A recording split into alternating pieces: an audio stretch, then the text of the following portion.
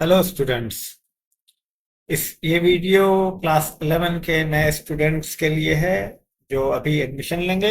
और इसमें हम लोग डिस्कस करेंगे कि जो साइंस के स्टूडेंट हैं जिन्होंने मैथ्स फिजिक्स केमिस्ट्री लिया है या बायोलॉजी लिया है, तो उनको स्टडी प्लान कैसे करना है। ठीक है।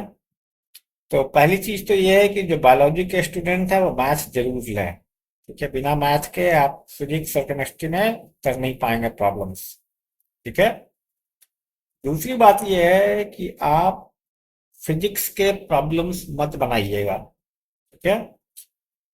तब तक नहीं बनाना है जब तक आप कैलकुलस ना पढ़ लें। फिजिक्स में थ्योरी पढ़ने के लिए भी कैलकुलस चाहिए, तो टीचर्स एक्चुअली क्या करते हैं कि वो डिफरेंशिएशन और इंटीग्रेशन के फॉर्मूले दे देते हैं, और उस फॉर्मूला को लेके आप तोते की तरह, रट्टू तोते की तरह उस फॉर्मूला को इस्तेमाल करते हैं, और जब सवाल कॉन्सेप्ट वाले आते हैं तो आप सॉल्व नहीं कर पाते। क्योंकि जब तक आप अप्लीकेशन ऑफ डेरिवेटिव्स नहीं पढ़ेंगे, जब तक आप उसका मीनिंग नहीं पढ़ेंगे कि मीनिंग क्या है, रोलेस थ्योरम लाग्रांज थ्योरम का मीनिंग क्या है, इंटीग्रेशन बेसिकली है क्या, आप डेफिनेट इंटीग्रेशन नहीं सीख लेंगे, तब तक आप फिजिक्स में इनिशियल वैल्यू फाइनल वैल्यू ये सब कुछ नहीं कर सकते। आप जब किसी किताब को पढ़ेंगे, जैसे फिजिक्स के लिए अक्सर लोग पूछेंगे कि कौन सी किताब पढ़ी जाए, तो सबसे अच्छी किताब जो फिजिक्स के थ्योरी वगैरह के लिए है, तो या तो आप रेस्निक हॉलिडे पढ़ लीजिए। रेस्निक हॉलिडे एक नंबर किताब है। या फिर आप फाइनमैन की पढ़ लीजिए, लेक्चर्स इन फिजिक्स। तो लेक्चर्स इन फिजिक्स तो फ्रीली अवेलेबल है, आपको मैं दिखा देता हूँ।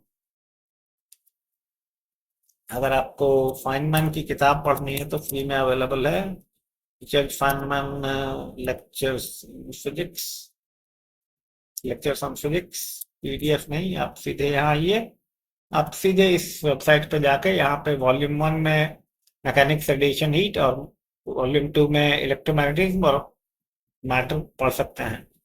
तो इसमें आपका सारा कुछ लिखा हुआ, आप सारे चैप्टर्स यहाँ पे आपको सारे मिल जाएंगे, तो ये काफी कुछ आपको कवर कर देगा थ्योरी साइड। ठीक है। प्रॉब्लम्स वैसे खरीदे में बहुत अच्छे हैं, एचसी वर्मा आप पढ़ सकते हैं, डॉग पढ़ सकते हैं। ठीक है। तो ये सब पढ़ने के लिए आपको कैलकुलस आना चाहिए, बिना कैलकुलस के आपसे प्रॉब्लम्स नहीं बनेंगे। तो हमारा पहला गोल है कैलकुलस खत्म करना। हाँ, फिजिक्स में आप थ्योरी पढ़ सकते हैं क्योंकि क्लास में तो पढ़ाई होगी ही होगी। फिजिक्स के टीचर बैठे थोड़े रहेंगे, आपका इंतजार नहीं करेंगे कैलकुलस के वेट खत्म होने के लिए। मगर आपका पहला गोल होना चाहिए कैलकुलस को खत्म करना। ठीक है। केमिस्ट्री आप पढ़ सकते हैं, फिजिकल में थोड़ी बहुत दिक्कत आ सकती है। इनऑर्गेनिक ऑर्गेनिक तो अलग कहानी है, वो पढ़ सकते हैं। इनऑर्गेनिक ऑर्गेनिक फिजिकल मैं कहूँगा आप बाद में पढ़िएगा, कैलकुलस पढ़ने के बाद। तो फिजिकल केमिस्ट्री और फिजिकल केमिस्ट्री बना सकते हैं, बहुत ज्यादा कैलकुलस नहीं होता है, लेकिन कुछ प्रॉब्लम्स में आपको कैलकुलस की जरूरत पड़ेगी। तो आप, मेरे ख्याल से आपको फिजिक्स के लिए रश्मि खलीफा पढ़ना चाहिए।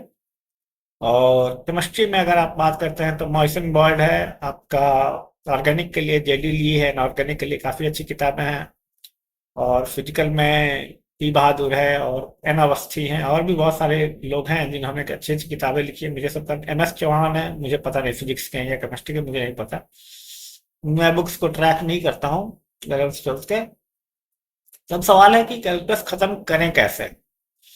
तो कैलकुलस खत्म करने के लिए आपको अलजेब्रा ट्रिगोनोमेट्री पढ़ना पड़ेगा। अब क्योंकि हम लोगों को जल्दी पढ़ना है कैलकुलस, तो कुछ कुछ टॉपिक आप स्किप कर सकते हैं। जैसे अलजेब्रा में आप कॉम्प्लेक्स नंबर छोड़ सकते हैं, कॉम्प्लेक्स नंबर पढ़ने की जरूरत नहीं है। परम्यूटेशन कॉम्बिनेशन कॉम्बिनेटोरिक्स पढ़ने की जरूरत नहीं है। तो अगर आप मेरी किताब फॉलो करेंगे तो चैप्टर 3 और चैप्टर 5 की जरूरत नहीं है। बाइनोमियल थ्योरम बहुत हद तक जरूरत नहीं है, लेकिन फिर भी आप बाइनोमियल थ्योरम पढ़ लीजिए, कुछ सवाल होते हैं जो कि फंसाते हैं इसमें। डिटर्मिनेंट मैट्रिक्स का कम यूज होता है, लेकिन यूज हो सकता है, कुछ कुछ सवालों में हो सकता है इस्तेमाल। फिर भी आप छोड़ सकते हैं। तो जो जरूरी चैप्टर्स है वो है progression, polynomials and theory of equations, mathematical induction और बाइनोमियल थ्योरम। ये तो हो गई अलजेब्रा की किताब। ये वैसे मेरी अलजेब्रा की किताब है, आप इसको फ्रीली डाउनलोड कर सकते हैं और पढ़ सकते हैं। दूसरा है ये ट्रिगोनोमेट्री की किताब है जो आप डाउनलोड करके पढ़ सकते हैं। तो ट्रिगोनोमेट्री की किताब में क्या क्या स्किप कर सकते हैं। ट्रिगोनोमेट्री की किताब में आप प्रॉपर्टीज ऑफ ट्रायंगल्स मत पढ़िए और हाइट एंड डिस्टेंस मत पढ़िए, और समेशन ऑफ बाकी चैप्टर्स आपको पढ़ने पड़ेंगे, ये दोनों मत पढ़िए, प्रॉपर्टीज ऑफ ट्रायंगल और हाइट एंड डिस्टेंस मत पढ़िए। तो इन 4-5 चैप्टर को छोड़ के आपको अलजेब्रा ट्रिगोनोमेट्री पूरा पढ़ना होगा, और आपको कोशिश करनी है कि जल्दी से जल्दी आप कैलकुलस खत्म करें ताकि आप फिजिक्स पढ़ पाए और फिर आपके स्टडी में वो बैलेंस जो है वो आ पाए। एक बार कैलकुलस खत्म हो गया फिर आप किसी भी टॉपिक को किसी भी ऑर्डर में उठा के ऑलमोस्ट पढ़ सकते हैं, क्योंकि आपका अलजेब्रा खत्म हो चुका होगा, आपका ट्रिगोनोमेट्री खत्म हो चुका होगा, आपका कैलकुलस खत्म हो चुका होगा। और कैलकुलस खत्म करने के बाद आके आप वापस properties of triangle, height and distance पढ़ सकते हैं, और वापस आके कॉम्प्लेक्स नंबर पढ़ सकते हैं, और ये कॉम्बिनेटोरिक्स यानी परम्यूटेशन कॉम्बिनेशन पढ़ सकते हैं। तो ये आपका जनरल आइडिया होना चाहिए कि आप कैसे अप्रोच करेंगे ट्वेल्थ के सब्जेक्ट को। अगर आप हर फिजिक्स किताब में फॉर्मूला मिल जाता है डिफरेंशिएशन इंटीग्रेशन का, एच सी वर्मा वगैरह में दिया हुआ रहता है, तो आप उस फॉर्मूला को लगा के सिर्फ ये मत सोचिए कि आपसे सवाल बन जाएंगे। बहुत सारे ऐसे सवाल होंगे जहां पे आपको उसका एक्चुअल फिजिकल मीनिंग पता होना चाहिए, और ये आप पढ़ेंगे एप्लीकेशन ऑफ डेरिवेटिव्स में। डिफरेंशिएशन पढ़ने के बाद जो टॉपिक आती है वो एप्लीकेशन ऑफ डेरिवेटिव्स, और वहां आपका रियल पिक्चर क्लियर होगा। जब आप कैलकुलस में एप्लीकेशन ऑफ डेरिवेटिव्स के सवाल को बनाएंगे तब आपका माइंड जो है वो मॉडलिंग करना सीखेगा कि सवाल को कैसे मॉडल करना है। आपको कल्पना करना होगा कि ये सवाल ऐसे चल रहा है वास्तविक दुनिया में, ठीक है, उस हिसाब से आप मॉडलिंग करेंगे। तो मेरी सलाह यही है कि फिजिक्स जो क्लास में चल रहा है चलने दीजिए, घर पर पढ़ाई मत कीजिए, फिजिक्स की कोचिंग मत लीजिए फिजिक्स की। एक और बात है कि अगर आप आईआईटी वगैरह की तैयारी कर रहे हैं तो मैं तो यही कहूंगा आप कोचिंग ना लें तो बढ़िया है, ठीक है। अगर आपके मान लेते हैं 80-85% नंबर है सीबीएसई बोर्ड में, तो आपको कोचिंग लेने की कोई जरूरत नहीं है। कोचिंग मेरे ख्याल से एक टाइम की बर्बादी है, आपको सेल्फ स्टडी करके जाना चाहिए, ठीक है। यूट्यूब पे बहुत सारे वीडियोस हैं, मैं खुद बना रहा हूँ, फिर अभी मैथमेटिक्स की वीडियो, वेदांतु की वीडियोस हैं, और एलन वगैरह बहुत सारे हैं, वेबसाइट्स हैं बहुत सारे जहाँ से आप सवाल के जवाब पता कर सकते हैं। डाउटनट है जो अब एलन का पार्ट हो गया है, आपका सार्थक है, और भी बहुत सारी वेबसाइट्स हैं जो कि बताती हैं कि कैसे सवाल बनाना है, ठीक है। तो अ, इस वीडियो को और लंबा नहीं खींचेंगे, मैं फिर से दोबारा रिपीट करूंगा। वैसे इन बुक्स को अगर आप डाउनलोड करना चाहें तो आप मेरी वेबसाइट पे आ सकते हैं अष्टावक्र.org, और यहाँ पे दूसरे नंबर पे अलजेब्रा है, तीसरे नंबर पे ट्रिग्नोमेट्री, आप ये दोनों पीडीएफ डाउनलोड कर सकते हैं, फ्री ऑफ कॉस्ट है। मेरी किताब आपको मार्केट में मिलेगी नहीं, आपको डाउनलोड ही करना पड़ेगा, क्योंकि मैं छपवाने वाला हूँ नहीं। मैं इसलिए नहीं छपवाऊंगा किताब क्योंकि मुझे ये पीडीएफ ऑनलाइन देनी है, और अगर मैं पीडीएफ ऑनलाइन दूंगा तो पब्लिशर मुझे अलाउ नहीं करेगा कि मैं ये ऑनलाइन दूं, और पब्लिशर पब्लिश करेगा तो वो इन पीडीएफ को ऑनलाइन देने की परमिशन नहीं देगा, ठीक है। एक और चीज है कि इन किताबों में टाइपिंग मिस्टेक्स बहुत सारी है क्योंकि इसका प्रूफ रीडिंग हुआ नहीं है, ठीक है। मेरे पास कोई है नहीं प्रूफ रीडिंग करने वाला, और मेरे पास टाइम नहीं मिलता है कि मैं रिवीजन कर सकूं, क्योंकि मैं कोऑर्डिनेट ज्योमेट्री की किताब लिख रहा हूँ। कोऑर्डिनेट ज्योमेट्री जैसे ही स्ट्रेट लाइन और सर्कल्स खत्म होंगे मैं उसको अपलोड कर दूंगा यहाँ पे, और आप उसको पढ़ सकते हैं। कोऑर्डिनेट ज्योमेट्री के बाद मैं अलजेब्रा जो है वो, सॉरी कैलकुलस जो है, कैलकुलस की किताब लिख के यहाँ अपलोड कर दूंगा, तो आप कैलकुलस भी यहाँ से डाउनलोड करके पढ़ सकते हैं। कैलकुलस के बाद मैं प्रोबेबिलिटी स्टैटिस्टिक्स पे लिख दूंगा, और उसके बाद मैं मैथ्स पे किताबें नहीं लिखूंगा। तो ये 5 किताबें मेरी होंगी जो मैथ पे आप पढ़ सकते हैं। इसके बाद मेरे प्लान्स हैं फिजिक्स और केमिस्ट्री की बुक लिखने की।